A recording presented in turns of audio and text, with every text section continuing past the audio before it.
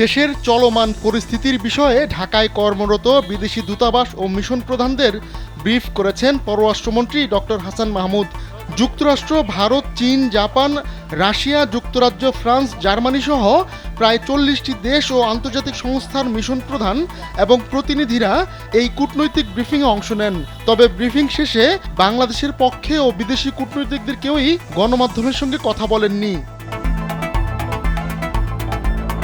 রোববার বিকেলে রাজধানীর রাষ্ট্রীয় অতিথি ভবন যমুনায় 1 ঘন্টার বেশি সময় ধরে এ ব্রিফিং অনুষ্ঠিত হয়। এতে লিখিত বক্তব্যে পররাষ্ট্রমন্ত্রী বলেন, কোটা আন্দোলনের সুযোগ নিয়ে শিক্ষার্থীদের শান্তিপূর্ণ কর্মসূচিতে বিএনপি, জামায়াত শিবির সহ স্বাধীনতা বিরোধী ও ধর্মীয় উগ্রবাদীরা দেশ জুড়ে সহিংসতা ও ধ্বংসযজ্ঞ চালিয়েছে।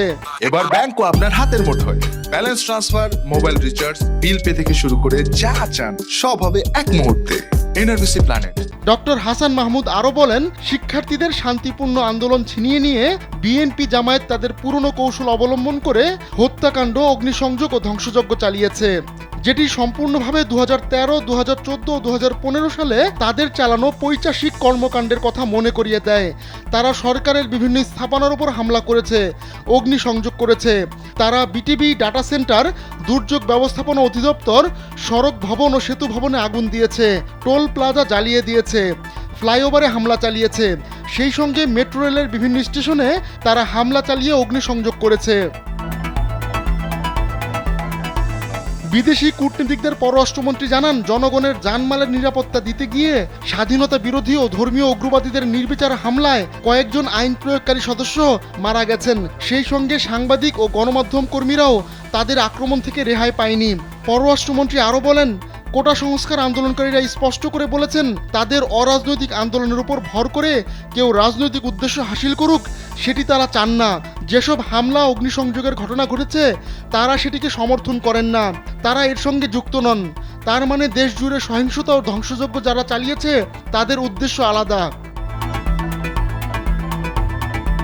দেশের সার্বিক অবস্থা বিবেচনায় বেসামরিক প্রশাসনকে সহায়তা করতে সরকার দেশজুড়ে কারফিউ ও সেনা মোতায়েনের সিদ্ধান্ত নিয়েছে জানিয়ে পররাষ্ট্রমন্ত্রী বলেন, দেশের অবস্থা স্বাভাবিক হওয়া পর্যন্ত এটি কার্যকর থাকবে।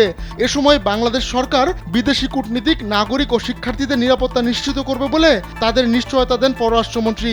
সেই সঙ্গে শিগগিরই দেশের অবস্থা স্বাভাবিক হবে বলে আশাবাদ করেন তিনি। পররাষ্ট্রমন্ত্রী জানান, যেসব এলাকায় বেশি ধ্বংসযজ্ঞ হয়েছে তার কয়েকটিতে কূটনীতিকদের পরিদর্শনের ব্যবস্থা করবে সরকার। Canadian high commissioner Lily Nicholas মানবাধিকার সংরক্ষণ বিষয়ে প্রশ্ন ওঠালে পররাষ্ট্রমন্ত্রী বলেন, বিটিভি সহ বিভিন্ন সরকারি স্থাপনায় হামলা ও অন্যান্য নাশকতা মানবাধিকারের প্রসঙ্গ নয়। পুলিশ বিভিন্ন নাশকতা বন্ধ সহ সরকারি স্থাপনা রক্ষা করতে গিয়ে হামলার শিকার হয়েছে, পরে নিজেরা আত্মরক্ষা করতে গিয়ে অ্যাকশনে গিয়েছে।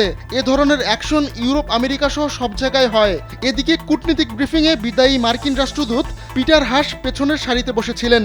তাকে সামনের সারিতে বসার অনুরোধ জানানো হলেও তিনি সম্মত হননি। আহমদুল্লাহ শিকদার, কালবেলা ডেস্ক।